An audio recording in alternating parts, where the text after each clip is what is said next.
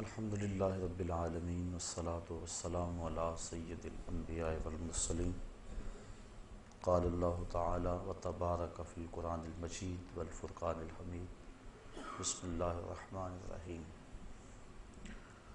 قل ان کان آباؤکم وابناؤکم واخوانکم وازواجکم وعشیرتکم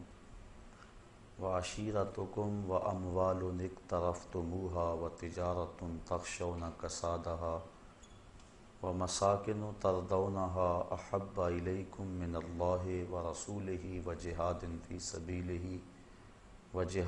فی سبیلہ فتربصوا حتی یاتی اللہ بامرہ واللہ لا یہدی القوم الفاسقین۔ صدق اللہ مولانا العظیم وصدق رسولہ النبی الکریم الرؤوف الرحیم۔ اللہم نور قلوبنا بالقرآن وزین اخلاقنا بالقرآن وادخلنا الجنة بالقرآن ونجنا من النار بالقرآن۔ قال اللہ تعالی وتبارک فی شان حبیبہ مخبرا وعامرا ان اللہ وملائکتہ یصلون علی النبی یا ایہا الذین آمنوا صلوا علیہ وسلموا تسلیما۔ الصلاۃ والسلام علیک یا رسول اللہ وعلی آلک واصحابک یا محبوب رب العالمین۔ الصلاۃ والسلام علیک یا رسول اللہ وعلی آلک واصحابک یا راحت العاشقین۔ تمام حمد و ثنا، تعریف و توصیف اللہ جل مجدہ الکریم کی ذات پاک کے لیے، جو خالق کائنات بھی ہے اور مالک شہجہات بھی۔ اللہ جل وعلا کی حمد و ثنا کے بعد حضور نبی اکرم، شفیع امم، رسول محتشم، نبی مکرم، اللہ کے پیارے، امت کے سہارے، رب کے محبوب، دانائے غیوب، مالک رقاب امم، فخر عرب و عجم، والی کون و مکان، سیاہ لا مکان، سید انس و جان، سرور لالا رخاں، نیر تاباں، سرنشین مہوشاں، ماہ خوباں، شہنشاہ حسینہ، تتمہ دوراں، سر خیل زہرہ جمالاں، جلوہ صبح ازل، نور ذات لم یزل، باعث تکوین عالم، فخر آدم و بنی آدم، نیر بطحا، رازدار ما اوہا، شاہد ما طغا، صاحب علم نشرہ، معصوم آمنہ، احمد مجتبیٰ، حضرت محمد مصطفیٰ صلی اللہ علیہ وسلم کے حضور ناز میں اپنی عقیدتوں، ارادتوں اور محبتوں کا خراج پیش کرنے کے بعد واجب الاحترام، ذوی الاحتشام، برادران اسلام، السلام علیکم ورحمۃ اللہ وبرکاتہ۔ سورہ توبہ کی آیت نمبر 24 آپ کے سامنے تلاوت کرنے کا شرف نصیب ہوا، اور اسی کے ضمن و ذیل میں کچھ باتیں آپ کے گوش گزار کروں گا۔ اللہ تعالیٰ میری زبان پہ کلمۃ الحق جاری فرمائے۔ ارشاد فرمایا، قل ان کانا آباؤکم، اے حبیب فرما دو، اے لوگو اگر تمہارے ماں باپ، آبا باپ لیکن طبعاً مائیں بھی شامل ہیں، و ابناؤکم اور تمہارے بیٹے، اور ان کے اندر بیٹیاں بھی شامل، و اخوانکم اور تمہارے بھائی، بہنیں بھی بھائیوں میں شامل، و ازواجکم اور تمہاری بیویاں، و عشیرتکم اور تمہارا قبیلہ، و اموال اقترفتموہا اور تمہارا کمائی کا مال، و تجارت تخشون کسادہا اور وہ مال تجارت جس پر تمہیں کساد بازاری کا ڈر لگا رہتا ہے، و مساکن ترضونہا اور تمہارے پسندیدہ گھر، احب الیکم من اللہ و رسولہ و جہاد فی سبیلہ، تمہیں اللہ، اس کے رسول اور جہاد فی سبیل اللہ سے زیادہ محبوب ہیں، فتربصوا حتی یاتی اللہ بامرہ، تو پھر اللہ کے فیصلے کا انتظار کرو، واللہ لا یہدی القوم الفاسقین، اور اللہ فاسق قوم کو ہدایت نہیں دیتا۔ وہ 8 چیزیں جن سے انسان کا گہرا تعلق ہے اور فطری طور پہ جن چیزوں سے محبت کرتا ہے وہ اس آیت کریمہ میں گنوا دی گئی۔ تمہارے ماں باپ، تمہارے بیٹے بیٹیاں، تمہارے بہن بھائی، تمہاری بیوی، تمہارا قبیلہ، تمہارے مال، تمہاری تجارت اور تمہارے پسندیدہ بنگلے، یہ 8 چیزیں گنوا کر کہا کہ یہ تمہیں اگر اللہ جل شانہ، اس کے رسول کریم صلی اللہ علیہ وسلم اور جہاد فی سبیل اللہ سے زیادہ محبوب ہیں تو پھر اللہ کے عذاب کا انتظار کرو۔ ان 8 چیزوں کی محبت کی نفی بھی نہیں کی، کیونکہ ان چیزوں سے جو انسان کا تعلق ہے وہ فطری ہے، اور فطرت اللہ کی تخلیق کرتا ہے، لہٰذا اللہ تعالیٰ نے انسان کی اس فطرت کو کچلنے کا حکم نہیں دیا۔ ماں باپ سے جو پیار ہے یہ ایک فطرت ہے، ہر بیٹا کرتا ہے، نفی نہیں کی کہ تم ان سے پیار نہ کرو، بلکہ شریعت نے تو ترغیب دی ہے۔ حضور ارشاد فرمایا کہ جو ماں باپ کو محبت کی نظر سے دیکھ لیتا ہے اللہ اسے مقبول اور مبرور حج کا ثواب عطا فرماتا ہے۔ عرض کی حضور اگر کوئی 2 مرتبہ دیکھے، فرمایا 2 حجوں کا ثواب۔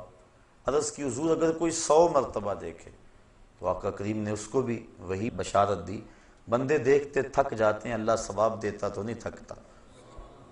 تو والدین کے چہرے کو محبت کی نظر سے دیکھنا یہ مبرور حج کا ثواب ہوتا ہے، اور انسان کو اس پہ اجر دیا گیا ہے۔ والدین کی خدمت کو ترجیحی بنیادوں پہ بیان فرمایا گیا۔ جب ایک شخص حضور کی خدمت میں حاضر ہوا، عرض کی حضور میں جہاد پہ جانا چاہتا ہوں، تو آقا کریم نے اس کو سوالن ارشاد فرمایا احی والدا کا، کیا تیرے والدین زندہ ہیں؟ قال نعم، عرض کی ہاں حضور زندہ ہیں۔ قال ففیہما فجاہد، کہا ان کی خدمت کر، یہ تیرا جہاد ہے۔ تو جب ماں باپ بوڑھے ہوں، ان کو خدمت کی ضرورت ہو، تو اس وقت ان کی خدمت ہی بہت بڑی نیکی اور بہت بڑا ثواب ہے۔ ماں باپ بیماری میں تڑپ رہے ہیں اور بیٹا جہاد کرنے جا رہا ہے، شریعت نے حوصلہ شکنی کی ہے۔ ماں باپ کو بیٹوں کی خدمت کی ضرورت ہے اور وہ تبلیغی چلے پہ جا رہے ہیں، گشت کر رہے ہیں، اسلام نے اس کی نفی کی ہے۔ ماں باپ کو ضرورت ہے، ماں فالج میں گری ہوئی ہے اور بیٹا پیر کے دربار پہ جا کے جھاڑو پھیر رہا ہے، شریعت نے اس کی حوصلہ افزائی نہیں کی۔ کہا احی والدا کا، قال نعم، قال ففیہما فجاہد، کہا ان کی خدمت کر، یہ تیرا جہاد ہے۔ تو والدین کی خدمت کی ملازمت ضروری ہے، اور ان کی رضا میں اللہ کی رضا ہے، ان کی ناراضگی میں اللہ کی ناراضگی ہے۔ یعنی اگر انسان والدین کو راضی رکھتا ہے تو اللہ کی رضا کا سبب ہے، اور ان کی ناراضگی اللہ جل شانہ کی ناراضگی کا سبب ہے، اس لیے ان کو راضی رکھنے کا حکم دیا گیا اور تاکید فرمائی گئی۔ حضرت اویس کرنی رضی اللہ تعالیٰ عنہ ماں کی خدمت چھوڑ کر شرف صحابیت سے ممتاز ہونے کے لیے نہیں آئے، لیکن اس کے باوجود حضور کا پیار ملاحظہ ہو کہ آپ اپنی قبا کے بٹن کھول کے یمن کی طرف رخ کر کے کھڑے ہو جاتے ہیں اور فرماتے ہیں مجھے یمن کی طرف سے یار کی خوشبو آ رہی ہے۔ کسی نے کہا حضور وہ اتنا ہی آپ سے پیار کرنے والا ہے جس کا نام آپ لے رہے ہیں، تو وہ آپ کی زیارت کے لیے کیوں نہیں آتا؟ کوئی کہاں سے آ گیا، کوئی کہاں سے آ گیا، اور وہ یمن سے نہیں آ رہا، یمن تو اتنا دور بھی نہیں۔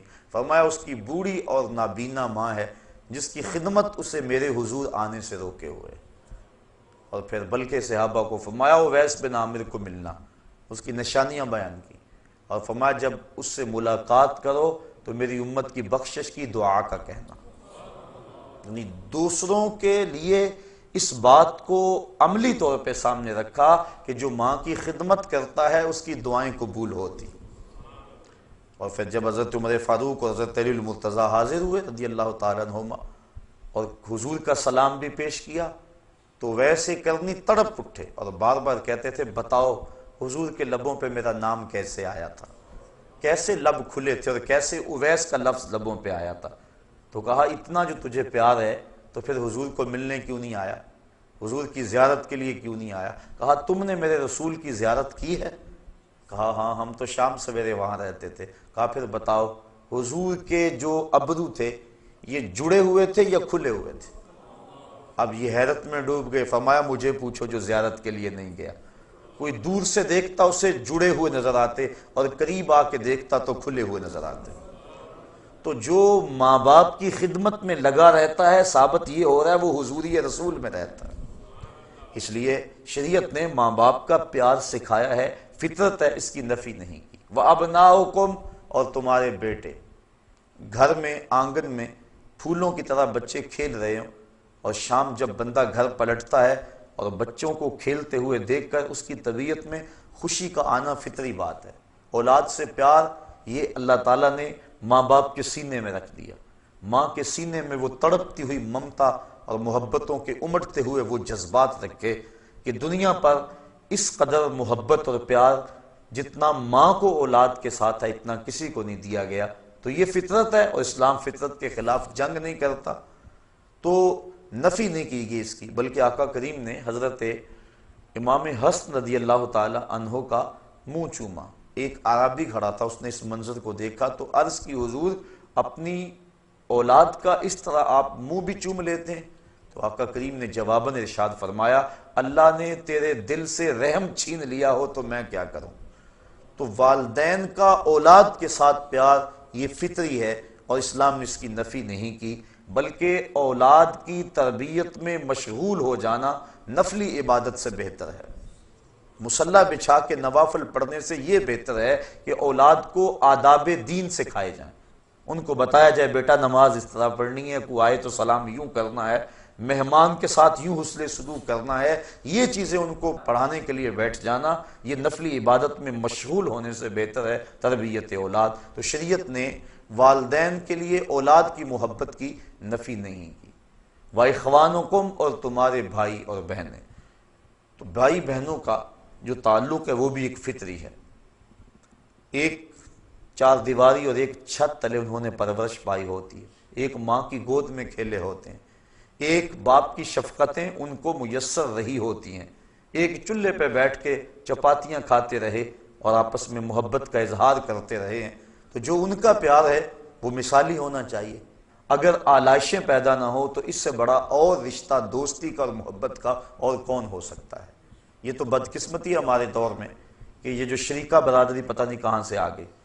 یہ شریک کا حالانکہ مفہوم یہ نہیں تھا جو ہم نے بنا لی ہے، شریک شرکت سے نکلا ہے، اور شریک کا معنی ہے جو وراثت میں شریک ہے، جو دکھوں غموں اور پریشانیوں میں شریک ہے، جو ہر معاملہ زندگی میں ایک دوسرے کے شریک ہیں، شرکت کرنے والے ہیں، ان کو شریک کہتے ہیں۔ لیکن اب ہم نے شرکت کا مفہوم یہ بنا لیا ہے جو دوسرے پہ طاق رکھیں، دوسرے پہ نظر رکھیں اور اس کی دولت سے، اس کی عزت سے، شہرت سے جلیں، اس کو شریک کہتے ہیں۔ ہم سکی بیٹی کی شادی رچائیں تو یہ فکر لاحق ہو جاتی ہے کہ اگر کھانا کم پڑ گیا، مہمان زیادہ آ گئے، بارات بے تحاشا آ گئی، تو اگر کھانا کم پڑ گیا تو شریکوں کی نظر پڑ گئی، تو یہ اس بات کو ایشو بنا لیں گے اور اس بات کا تمسخر اڑائیں گے، تذلیل کریں گے۔ بندہ اپنے دوستوں سے نہیں ڈر رہا ہوتا، ان قریبی رشتہ داروں سے ڈر رہا ہوتا ہے، حالانکہ انہوں نے تو پردہ ڈالنا تھا، یہ خود بھوکے رہ لیتے لیکن عزت کی پاسبانی کرتے، لیکن یہی تنقید میں ہے اور بندہ ان سے ڈرتا ہے۔ تو جو شریکہ برادری کا ہم نے مفہوم بنا لی ہے یہ ہمارا خود ساختہ ہے، اور یہ دور نبوی سے دوری کے سبب سے ہے، ورنہ جس قدر پیار والے یہ رشتے ہیں، جس قدر الفت اور جس قدر قربت کے یہ رشتے ہیں، دکھوں دردوں غموں میں یہ شریک ہیں اور یہ معاملات کے اندر قریب ہیں، کوئی اور نہیں ہو سکتا۔ تو یہ ایک پیار ہے اور یہ پیار فطری ہے، اسلام نے اس کی ترغیب دی ہے، اس کی نفی نہیں کی۔ حضور کی خدمت میں ایک شخص حاضر ہوا، اس نے اپنے بھائی کی شکایت کی کہ ہم دونوں بھائی اور اکٹھے ہیں، یہ کمائی نہیں کرتا اور کمائی میں کرتا ہوں۔ تو اس نے اس انداز کے ساتھ اپنے بھائی کی سستی پر اور اپنے کمانے پر اپنے بھائی کی شکایت کی۔ اب آقا کریم نے فرمایا ہو سکتا ہے کہ تجھے اس کے صدقے سے رزق مل رہا ہو۔ تو اب دیکھیے یہ لوگوں کو آپس میں جوڑنے والی باتیں ہیں، اور انسان جب اس انداز سے سوچنے لگ جائے تو یقیناً اس کے اندر برکت ہی برکت ہوتی ہے۔ لیکن آج ہمارے سوچنے کے زاویے ہی اور ہو گئے ہیں۔ بڑا بھائی ساری زندگی چھوٹے بھائیوں کو پالتا ہے، ان کو کاروبار سیٹ کر کے دیتا ہے، ان کی شادیاں کرتا ہے، اور جب وہ خود کمانے لگ جاتا ہے تو پھر اس کے دل میں شیطان یہ بات ڈال دیتا ہے، لو اس کے تو اتنے بچے ہیں اور سارے ہمارے اخراجات اکٹھے ہیں اور ہم کماتے ہیں برابر کا اور اس کے افراد خانہ زیادہ ہیں، لہذا اخراجات اس کے زیادہ ہیں، ہمیں الگ ہو جانا چاہیے۔ الگ لوگ ہوتے آئے ہیں، میں اس کی نفی نہیں کر رہا اور نہ شریعت نے اس کی نفی کی ہے، لیکن ایسی چھوٹی سوچیں یہ کم از کم ایک مسلمان کو زیبا نہیں ہے۔ تو بھائیوں کا پیار مثالی ہونا چاہیے، شریعت نے اس کی ترغیب دلائی ہے۔ وَأَزْوَاجُكُمْ، اور تمہاری بیویاں۔ بیوی پاؤں کا جوتا ہوتی ہے، یہ زمانہ جاہلیت کی باتیں ہیں، اسلام نے اس کی نفی کی ہے اور بیوی کو محبوبہ کی مسند پہ بٹھایا ہے۔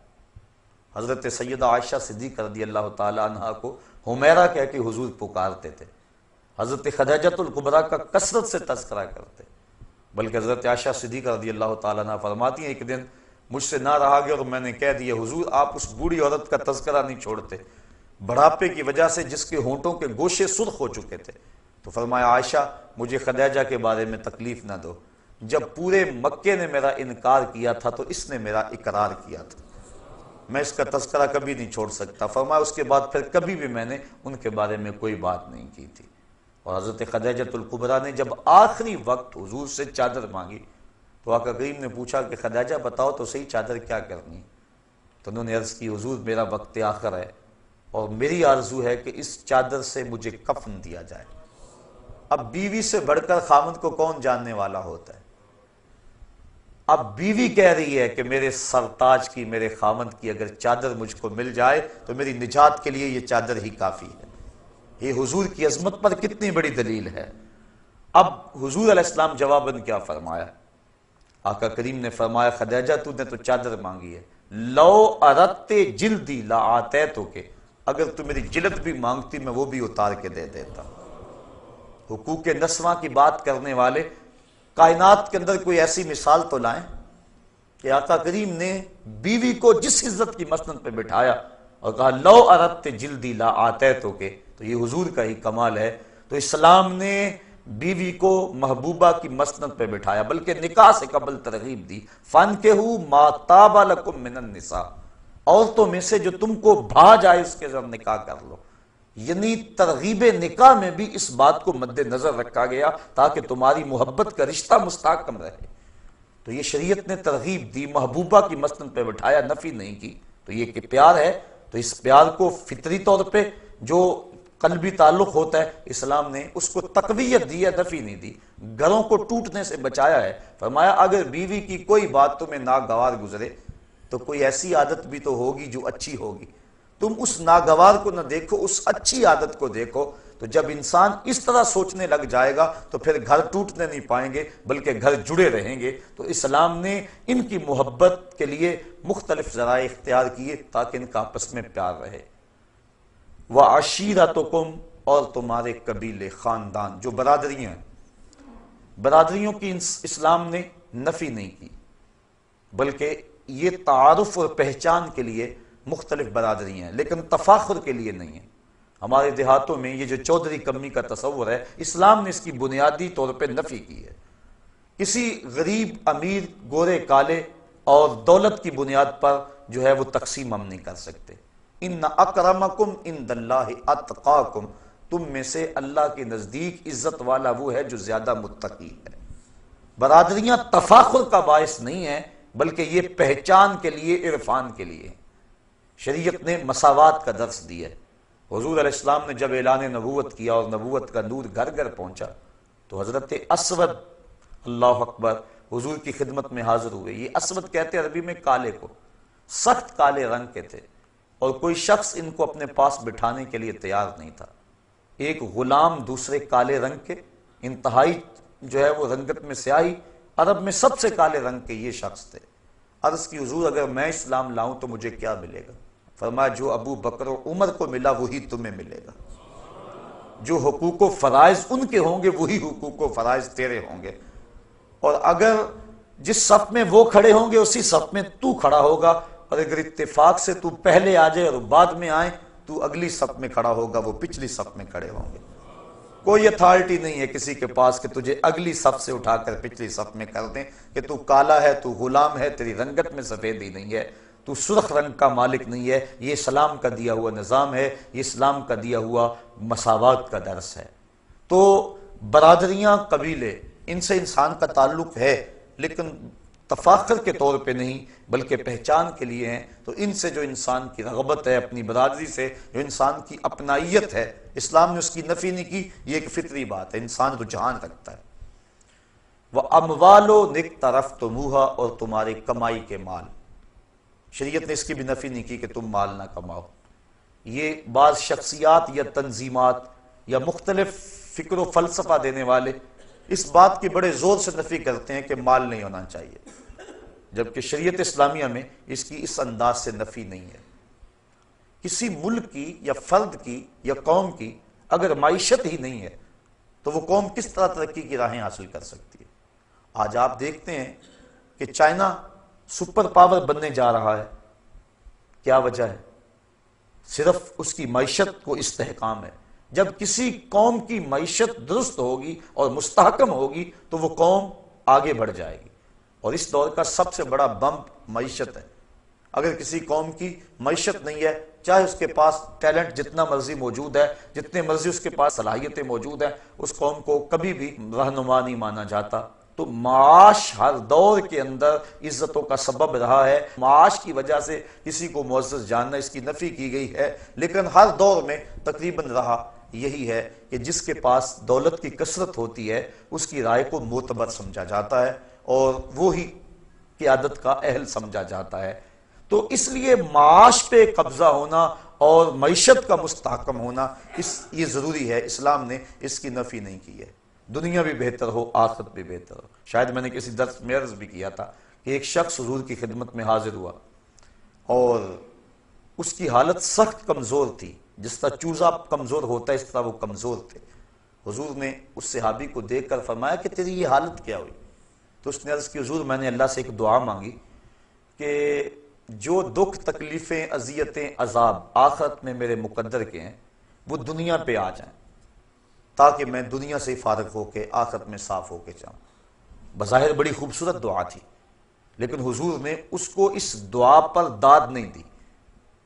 فرمایا تو نے یہ کیوں کہا کہ جو دکھ آنے ہیں آخرت میں نہ آئیں اس کے حصے کے دنیا پہ آ جائیں؟ فرمایا تو نے یہ کیوں نہیں کہا ربنا آتنا فی الدنیا حسنۃ وفی الآخرۃ حسنۃ، اے اللہ مجھے دنیا میں بھی بہتریاں دے دے، آخرت میں بھی بہتریاں دے دے۔ تو بندہ مومن دو جہانوں کی بہتریاں مانگتا ہے، یہ نہیں یہاں دب کے ہی رہیں، امریکہ کے تھلے لگ کے رہیں یہی ہمارا مقدور ہے، یہ مسلمان کا مزاج نہیں ہے۔ بلکہ مسلمان کا مزاج کیا ہے؟ وَالَّذِي أَرْسَلَ رَسُولَهُ بِالْهُدَى وَدِينِ الْحَقِّ لِيُظْهِرَهُ عَلَى الدِّينِ كُلِّهِ، اللہ نے رسول کو حق کے ساتھ مبعوث کیا ہے تاکہ یہ دین تمام دینوں پہ غالب آ جائے۔ غلبہ اسلام یہ ہمارا خواب ہے، اور اس کی تعبیر کے لیے ہم نے حالات کے مطابق ہر ذریعے کو جو شریعت کے کسی ضابطے سے نہ ٹکراتا ہو اسے اختیار کرنا ہوگا۔ لہٰذا اگر مال کی نفی کی جائے تو زکوٰۃ کہاں ہوگی؟ اگر مال کی نفی کر دی جائے تو حج پر جو استطاعت کی شرط ہے وہ پھر کس کھاتے میں جائے گی؟ اس لیے یہ ذہن دینا قوم کو، یہ سوچ دینی کہ جو ہے وہ مومن کا کیا تعلق مال سے، تجارت سے، کاروبار سے، یہ مسلمانوں کو کمزور کرنے والی بات ہے۔ اور بطور حوالہ میں آپ کے سامنے برطانیہ کی نو آبادیاتی وزارت کا جاسوس مسٹر ہیمفر، جس نے سلطنت عثمانیہ کو توڑنے کے لیے اہم کردار ادا کیا ہے، اس کی یادداشتیں اب مرتب ہو کے چھپ کے آ گئی ہیں، مارکیٹ میں دستیاب ہے۔ سلطنت عثمانیہ کو اس جاسوس نے اس پر محنت کی اور اس کے لیے اس نے بڑا ورک کیا، اور اس حکومت کو توڑنے کے لیے اقبال بھی چیخا تھا، دیکھ مسجد میں شکست رشتہ تسبیح شیخ اور بت کدے میں برہمن کی پختہ زناری بھی دیکھ، چاک کر دی ترک نادان خلافت کی قبا، سادگی مسلم کی دیکھ اوروں کی عیاری بھی دیکھ۔ تو وہ جو مسٹر ہیمفر تھا جس نے کام کیا برطانوی نوآبادیاتی وزارت کے جاسوس کے طور پہ یہاں عرب میں، تو اس نے بیان کیا اپنی یادداشتوں کے اندر کہ مجھے 15-16 پوائنٹس پہ کام کرنے کا کہا گیا اور اس پہ میں نے کام کیا۔ ان میں سے 2 چیزیں یہ تھیں کہ مسلمانوں کو یہ ذہن دینا کہ تمہارا کاروبار اور تجارت سے تعلق نہیں ہے، تم اللہ والے لوگ ہو، تسبیح پکڑو اور کسی حجرے میں بیٹھ جاؤ۔ یہ چیز راسخ کرنی تاکہ قوم کا زیادہ حصہ اس سمت آ جائے اور قوم مفلوج ہو جائے۔ اور دوسرا یہ ذہن دینا کہ تمہارا سیاست سے تعلق نہیں ہے اور سیاست کو دین سے الگ کر کے پیش کیا جائے تاکہ جو علماء اور مشائخ کا طبقہ ہے، جو قائدین ہیں، اور وہ اس سے دستبردار ہو جائیں اور قوم سیاست سے الگ تھلگ ہو جائے، اور ان لوگوں کے ہاتھ میں سیاست رہے کہ جو مذہبی حمیت اور غیرت نہیں رکھتی، تو نتیجتاً ان سے حکومت چھیننا اور ان کے اوپر جو یلغار ہم کرنا چاہ رہے ہیں وہ ان کے اوپر آسان ہو جائے۔ تو وہ کہتا ہے مجھے ان 16-17 کاموں میں سے 2 کام یہ سونپے گئے تھے، اور اس نے پوری شدت اور پوری محنت کے ساتھ اس پہ کام کیا کہ مسلمانوں کو ذہن دیا جائے کہ تمہارا تجارت سے کیا غرض، کاروبار سے کیا غرض، اور تمہارا سیاست سے کیا غرض، تم سیاسی نہیں ہوتے ہو۔ آج بھی ہم میں سے کئی لوگ ہیں جو کہتے ہیں ہم غیر سیاسی ہیں۔ مسلمان قدم قدم پہ سیاسی ہے، وہ سوچتا ہے عالم اسلام کے فروغ کے لیے، عالم اسلام کی بقا کے لیے، عالم اسلام کو تمام ادیان پہ غالب کرنے کے لیے، دین اسلام کو وہ منصوبہ بندی کرتا ہے۔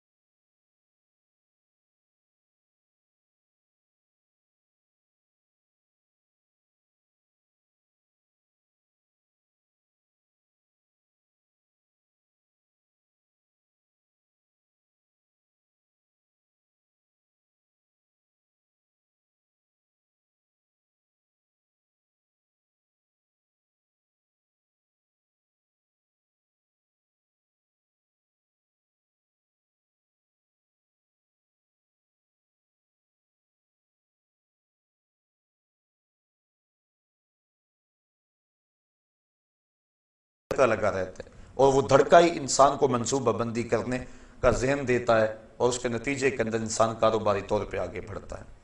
وَمَسَاكِنُ تَرْضَوْنَهَا، اور تمہارے وہ گھر جن کو تم پسند کرتے ہو۔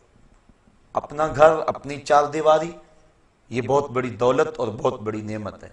حضور نے ارشاد فرمایا جس کو 3 چیزیں مل گئیں یہ اس کی خوش بختی سے ہے: اچھا گھر، اچھی سواری اور اچھی بیوی۔ یہ جس کو 3 چیزیں مل جائیں یہ اس کی خوش بختی سے ہے، اور اگر کسی کو یہ 3 چیزیں نہ ملیں تو یہ اس کی بدبختی سے ہے۔ تو اچھا گھر یہ انسان کی آرزو ہے، تو ان سے پوچھو جو کرائے پہ رہتے ہیں، جب مالک مکان کہتا 8 دن کے اندر اندر گھر فارغ کرو، اور جوان بچیاں اب کدھر جائے، آگے مکان مل نہیں رہا، یہ اس سے کوئی پوچھے کہ وہ کس حال میں ہوتا ہے، تو اسلام نے نفی نہیں کی۔ ہاں، گھر ضرورت کے لیے ہو، تفاخر کے لیے نہ ہو، احساس لوگوں کو دینے کے لیے، اپنی ٹھاٹ باٹ کا اظہار کرنے کے لیے، اس کی نفی کی۔ گنبد نما مکانوں کی تعمیر کو شریعت میں ناپسند کیا گیا، لیکن آسودگی کا گھر، ضرورت کا گھر، اس کا حساب نہیں ہوگا، لیکن جو ضرورت سے زائد ہوگا اس کا حساب ہوگا۔ 3 چیزوں کا حساب نہیں ہوگا: ستر عورت کے لیے جو کپڑا پہنا جاتا ہے، دوسرا ضرورت کا مکان، اور تیسرا بھوک کے وقت کھانا اور پینا۔ ان 3 چیزوں کا قیامت کے دن حساب نہیں ہوگا۔ اس کے علاوہ ثم لتسألن یومئذ عن النعیم، ہر نعمت کے بارے میں بندے سے پوچھا جائے گا اور اس سے سوال کیا جائے گا۔ اس لیے ہم اپنی جو ضرورت ہے اس کو پورا کر لیں، نہ یہ ہے کہ ہم ظاہر ٹھاٹ باٹ کے لیے جو ہے وہ حدود بھی پھلانگ جائیں تو قیامت کے دن پھر اس کے حساب میں جکڑے جائیں۔ حضرت غوث اعظم نے جو مکان کے حوالے سے بات کہی ہے وہ اس طرح کے مکان کے بارے میں کہی ہے۔ فرمایا مکان بنا رہا ہے، بسیں گے اور حساب تو دے گا۔ تو شریعت نے جو ہے وہ مکان کی نفی نہیں کی، اس کے انداز کی نفی کی۔ حضور نے خود حجرات تعمیر کیے تھے ازواج کے لیے، لیکن وہ اتنے اونچے نہیں تھے، بلکہ زمین پہ کھڑے ہو کے ان کی چھت کو ہاتھ لگ جاتا تھا۔ تو شریعت نے اس کی نفی نہیں کی مکان کی، اس کے انداز کی نفی ہے۔ اب فرمایا یہ 8 چیزیں تمہیں محبوب ہے، دوبارہ سن لے۔ قُلْ إِنْ كَانَ آبَاؤُكُمْ وَأَبْنَاؤُكُمْ وَإِخْوَانُكُمْ وَأَزْوَاجُكُمْ وَعَشِيرَتُكُمْ وَأَمْوَالٌ اقْتَرَفْتُمُوهَا وَتِجَارَةٌ تَخْشَوْنَ كَسَادَهَا وَمَسَاكِنُ تَرْضَوْنَهَا، تمہارے ماں باپ، تمہارے بیٹے، تمہارے بھائی، تمہاری بیویاں، تمہارے مال، تمہاری تجارت، تمہارے پسندیدہ بنگلے اور تمہارے قبیلے، یہ 8 چیزیں احب الیکم تمہیں زیادہ محبوب ہیں، من اللہ و رسولہ و جہاد فی سبیلہ فتربصوا حتی یاتی اللہ بامرہ، اگر اللہ اس کے رسول کریم اور جہاد فی سبیل اللہ سے تمہیں یہ 8 چیزیں زیادہ محبوب ہیں تو پھر فرمایا اللہ کے عذاب کا انتظار کرو، اور اللہ فاسقوں کو ہدایت نہیں دیا کرتا۔ اب ان 8 چیزوں سے جو تعلق ہے اور محبت کا جو رشتہ فطری ہے، اسلام نے اس کی نفی کیے بغیر موازنہ کا حکم دیا کہ تم ایک پلڑے میں ان 8 چیزوں کی محبت رکھ لو، اور ایک پلڑے میں اللہ اور اس کے رسول کریم کی محبت کو رکھو، جہاد فی سبیل اللہ کی محبت کو رکھو، اور پھر وزن کرو۔ اگر جہاد فی سبیل اللہ، رسول کریم اور اللہ جل شانہ کی محبت کا پلڑا وزن پہ ہے، اور یہ اس مقابلے میں کوئی حیثیت نہیں رکھتی 8 چیزیں، تو پھر تشکر کے سجدے کرو کہ مالک کی کرم نوازی ہو گئی۔ لیکن اگر یہ چیزیں آگے ہوں اور اللہ اس کے رسول اور جہاد فی سبیل اللہ یہ پیچھے چلے جائیں، تو پھر اللہ فرماتا ہے میرے عذاب کا انتظار کرو۔ اب میں اور آپ نے اپنے آپ کو اپنے ضمیر میں خود عدالت لگا کے ترازو گاڑ کے ہم دیکھ سکتے ہیں کہ ہم کس سمت ہیں اور ہمارا وزن کس پلڑے میں جاتا ہے۔ زبان سے دعویٰ کر لینا، کہہ لینا یہ آسان کام ہے، لیکن جب کبھی انسان کو آزمائش کا موقع انسان پر آئے اس وقت اس کی پرکھ ہوتی ہے۔ اقبال کہتا ہے جہاں میں تو کسی دیوار سے نہ ٹکرایا، کسے خبر کہ تو سنگ خارا ہے یا کہ زجاج۔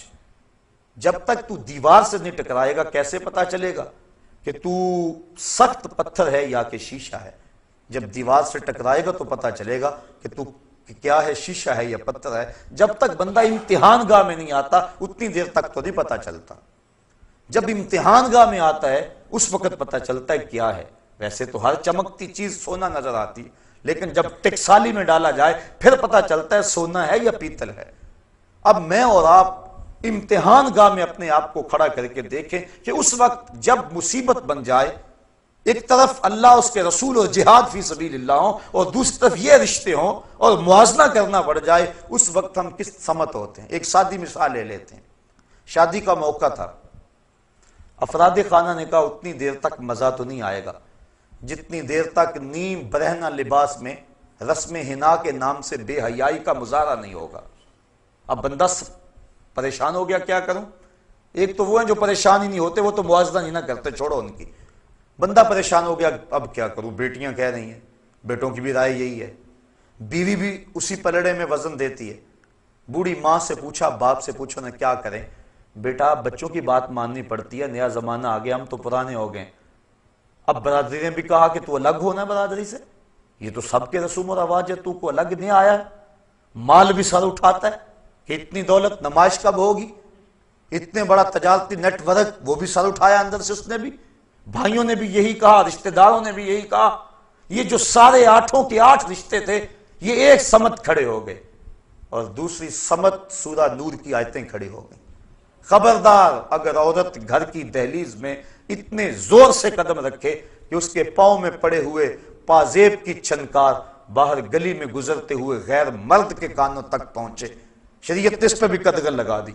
رسول کریم کی حدیث آ کھڑی ہوئی، ربا قاسیات آریات یوم القیامہ، بہت ساری عورتیں جو لباس پہنتی تھیں لیکن قیامت کے دن برہنہ اٹھائی جائیں گی، کیونکہ ان کا لباس ان کے اعضاء کا ساتر نہیں ہوگا بلکہ ان کے اعضاء کی نمائش کا سبب ہوگا۔ قیامت کے دن ان کو برہنہ اٹھایا جائے گا۔ یہ سارے حکم ایک سمت اور یہ سارے رشتے ایک طرف، اب بندہ درمیان میں کھڑا ہے۔ اب پتا چلے گا نا کہ وہ زبان سے جو دعویٰ عشق رسول کرتا تھا، محبت الہی کا جو دعویٰ کرتا تھا، جو پیار کا دعویٰ کرتا تھا، اللہ اس کے رسول سے محبت کا دم بھرتا تھا، اب وہ کس سمجھ جاتا، اس کا وزن کس پڑے میں جاتا ہے۔ اگر وہ کہتا ہے کہ اب کیا کروں جی، مجبور ہوں، حالات ایسے ہیں، کوئی مانتا نہیں ہے، اور وہ بھی اس راہ کا مسافر بن گیا، تو ہم سمجھیں گے یہ زبانی جمع خرچ تھا۔ دعویٰ عشق رسول صرف زبان تک محدود تھا، اندر نہیں اترا عشق اس کے۔ اور اگر اس نے کہا میاں تیرے سارے رشتوں کو میں نے راضی کیا، تو کہتا تھا اگر ماموں ناراض رہا تو شادی کا مزہ نہیں آئے گا، چونکہ ماں کے چہرے پہ اداسی ہوگی، میں ساری رات ہاتھ جوڑ جوڑ کے اس کو منایا کہ نہیں۔ اگر چچا ناراض رہے تو لطف نہیں آئے گا، میں نے اس کو راضی کیا۔ فلاں ناراض رہا تو لطف نہیں آئے گا، میں نے سب کو راضی کیا، ہاتھ جوڑ جوڑ کے منایا، اور میں نے تیرے سارے رشتوں کو منا دیا، اور کیا گنبد خضرا کا مکین ناراض ہو جائے؟ بھلا ہو سکتا ہے کہ میں شادی میں حضور کو ناراض کر لوں، اللہ اس کے رسول کو ناراض کر لوں؟ تو یہ کبھی نہیں ہو سکتا۔ وہ ڈٹ کے کھڑا ہو گیا، جب یہ ڈٹ کے کھڑا ہو گیا اللہ کے فرشتے بھی نازل ہوئے اور اس پر مدد ہوئی، اور یہ سارے پلٹ کے اس کی سمت آ گئے، اس کو سرخروئی بھی ملی، عزت بھی ملی، اور اللہ اس کے رسول کا ساتھ اور رسول کی محبت بھی نصیب ہوئی۔ یہ تھا اس کا امتحان۔ لیکن اگر اس امتحان میں وہ کامیاب اور بامراد نہ ہوا تو پھر وہ زبان سے جمع خرچ کے علاوہ کچھ نہیں تھا۔ 2-4 مرتبہ اس آیت کو پڑھ لیں اور اس کا ترجمہ پڑھ لیں اور اپنے کچھ ترازو میں رکھ کے تولیں کہ ہم کہاں کھڑے ہیں اور اس آیت کے تقاضے کیا ہیں۔ کہا اگر تم نے ان رشتوں اور نعتوں کو اللہ، اس کے رسول اور جہاد فی سبیل اللہ سے زیادہ محبوب جانا تو فرمایا فَتَرَبَّصُوا حَتَّى يَأْتِيَ اللَّهُ بِأَمْرِهِ، پھر اللہ کے فیصلے کا انتظار کرو۔ اب اس کا فیصلہ کیا ہے؟ اللہ تعالیٰ کا فیصلہ کیا ہے جس کا انتظار کرنے کو کہا گیا؟ اس بات کو مبہم رکھا گیا، یعنی اس بات کو واضح نہیں کیا گیا کہ اللہ کے عذاب کی صورت کیا ہوگی۔ ہم سمجھتے ہیں آسمان سے پتھر اترے تو یہی عذاب ہے، کسی کا گھر لٹ جائے تو یہی عذاب ہے، آسمان سے آگ برسے تو عذاب ہے، لیکن اللہ اگر کسی کے دل سے اپنی یاد چھین لے تو یہ عذاب نہیں ہے۔ وہ ایک شخص تھا، بڑا نام تھا اس کا، اچانک عیسائی ہو گیا۔ لوگ علماء بالخصوص اس کے پاس پہنچے تاکہ اس کو سمجھائیں کہ عیسائیت کی کس قدر نے تجھے متاثر کیا اور اسلام سے تو کیوں دور ہو گیا۔ اس نے جو واقعہ سنایا، پرانی بات ہے، اس نے کہا کہ میں ایک دن ٹھنڈے پانی سے وضو کیا، بڑی مشکل سے وضو کیا، مصلی پہ کھڑا ہوا میرا وضو جاتا رہا، لیکن مجھے دوبارہ طاقت نہیں تھی، یعنی سستی ایسی تھی کہ دوبارہ وضو کرنے کے لیے نہ جا سکا، اور میں بے وضو ہی کھڑا نماز پڑھتا رہا، لیکن ڈرتا بھی رہا کہ میں نماز کی توہین کر رہا ہوں، سجدوں کی توہین کر رہا ہوں، مصلی رسول کی توہین کر رہا ہوں، میرے اوپر کوئی اللہ کا عذاب نازل نہ ہو جائے۔ میں نماز پڑھتا بھی رہا اور اس ڈر میں بھی رہا۔ ساری نماز مکمل ہوگی، جب سلام پھیرا اتنے وقت تک میرے اوپر کوئی عذاب نہیں آیا تھا۔ میں نے کہا اسلام تو دین ہی سچا نہیں ہے۔ میں نے اسلام کو چھوڑا اور عیسائیت کو قبول کر لیا کہ میں نے توہین کی مصلی رسول کی اور میرے اوپر کوئی عذاب نہیں آیا، لہٰذا اسلام دین سچا نہیں۔ یہ تھا میرے عیسائی ہونے کا سبب۔ تو علماء نے کہا تو سمجھتا ہے میرے اوپر عذاب کوئی نہیں آیا، اس سے بڑا عذاب اور کیا ہو سکتا ہے؟ اللہ نے اپنا دین چھین لیا، اس سے کیا بڑا عذاب ہو سکتا ہے؟ اس نے اپنا دین چھین لیا تجھ سے۔ تو اب ذرا غور کیجئے، اللہ کسی سے اپنا دین چھین لے اور توفیق حق سلب کر لے تو اس سے بڑا عذاب کیا ہو سکتا ہے؟ تو اب فرمایا اگر تم ان رشتوں کو، ان چیزوں کو، ان 8 چیزوں کو اللہ جل شانہ، اس کے رسول کریم اور جہاد فی سبیل اللہ سے زیادہ محبوب جانو گے، فتربصوا، پھر انتظار کرو، حتی یاتی اللہ بامرہ، کہ اس کا فیصلہ آ جائے۔ آگے فرمایا واللہ لا یہدی القوم الفاسقین، اللہ فاسق قوم کو ہدایت نہیں دیتا۔ کیا مطلب؟ وہ ہدایت کے جو اسباب ہیں ان سے صرف نظر کر جاتے ہیں۔ مجھے بڑی اچھی طرح یاد ہے، ہم بچے تھے بالکل، اپنے اساتذہ کے ہمراہ کہیں پیدل سفر پہ جا رہے تھے، راستے میں یہ جو بٹن ہوتے ہیں ان کی ایک پلاسٹک کی تھیلی ملی، ایک طالب علم نے شوق سے، خوشی سے کہ مجھے گمگشتہ چیز ملی اٹھائی، اور استاد جی یہ دیکھو بٹن ملے ہیں۔ میں لگے بیٹا پھینک دو، مالے لکتا ہے 6 ماہ تک کہاں اس کا مالک تلاش کرتے پھرو گے۔ بٹن پھینک دیے گئے، لیکن استادوں نے ٹھنڈی آ بھری۔ ہم نے پوچھا کیا ماجرا ہوا؟ مان لے کہ سمجھے نہیں اس کی تعبیر کیا ہے؟ کہا ہم تو نہیں سمجھ پائے، بٹن مل گئے پھینک دیے، کسی کے گر گئے ہوں گے۔ فرمایا بیٹا نہیں، ایسا نہیں ہے، بلکہ ہمیں تنبیہ کی گئی ہے کہ اپنے گریبان میں جھانک کے دیکھو۔ یہ جو ہمیں راستے سے اچانک بٹن ملے ہیں تو اس کا مطلب یہ ہمیں تنبیہ کی گئی ہے کہ ذرا اپنے گریبان میں جھانک کے دیکھو۔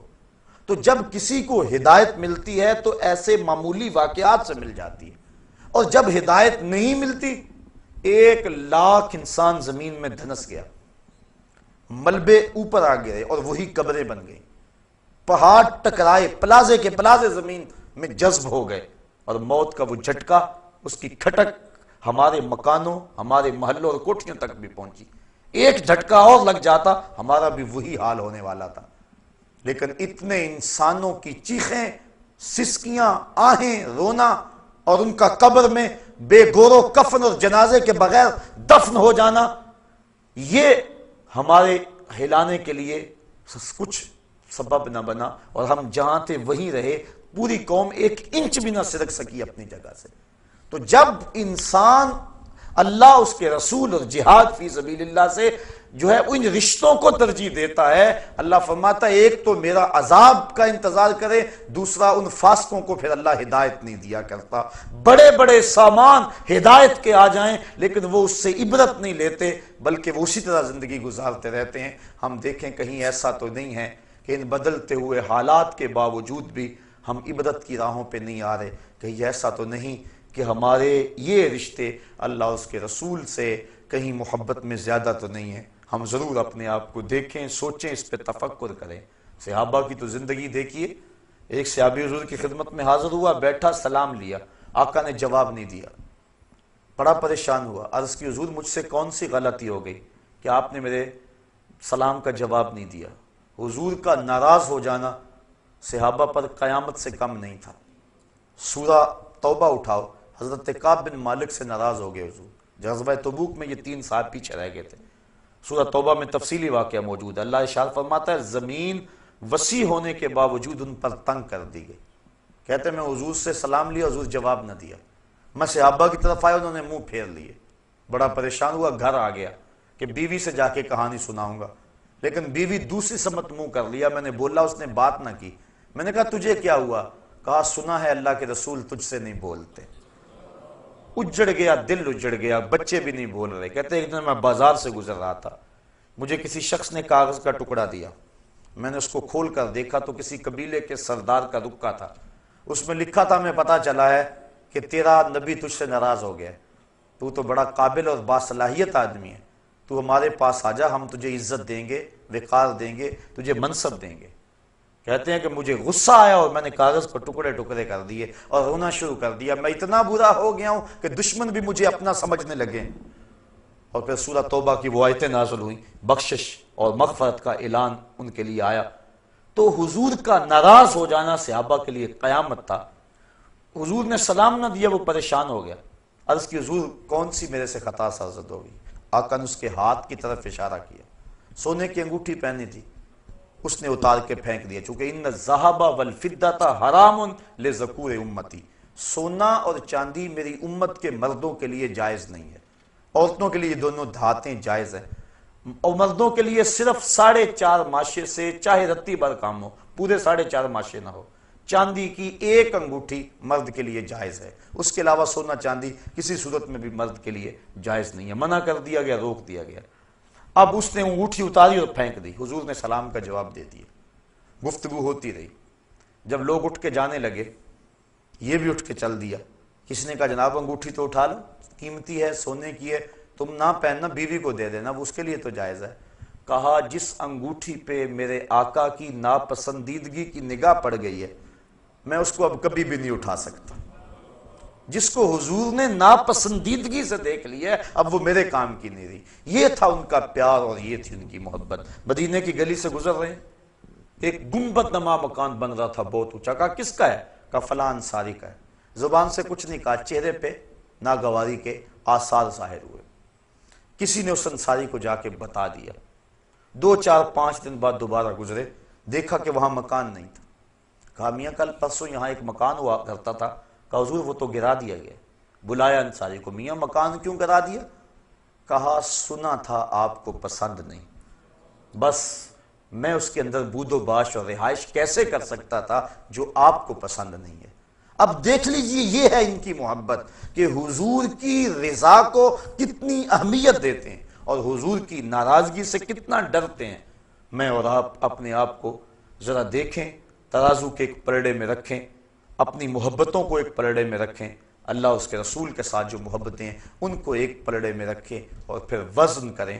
اور اس آیت کو سورہ توبہ کی آیت نمبر 24 ہے، کسی بھی مترجم کا ترجمہ پڑھ کے دیکھ لیں اور دیکھیں کہ قرآن کیا کہہ رہا ہے۔ ترجمہ پھر سن لیں، قل ان کان آباؤکم، حبیب فرما دو اگر تمہارے ماں باپ، و ابناؤکم تمہارے بیٹے، و اخوانکم تمہارے بھائی، وازواجکم تمہاری بیویاں، وعشیرتکم تمہارے قبیلے، واموال اقترفتموہا تمہارے کمائی کے مال، وتجارت تخشون کسادہا اور تمہاری وہ تجارت جس پر کساد بازاری کا ڈر لگا رہتا ہے، ومساکن ترضونہا اور تمہارے پسندیدہ گھر، احب الیکم تمہیں زیادہ محبوب ہیں، من اللہ ورسولہ وجہاد فی سبیلہ اللہ اس کے رسول اور جہاد فی سبیل اللہ سے، فتربصوا تو پھر انتظار کرو، حتی یاتی اللہ بامرہ کہ اللہ کا فیصلہ آ جائے، واللہ لا یہدی القوم الفاسقین اور اللہ فاسق قوم کو ہدایت نہیں دیا کرتا۔ اللہ قرآن مجید ہماری ہدایت کا ذریعہ بنائے اور ہمیں اس کا فہم، نور اور روشنی عطا فرمائے۔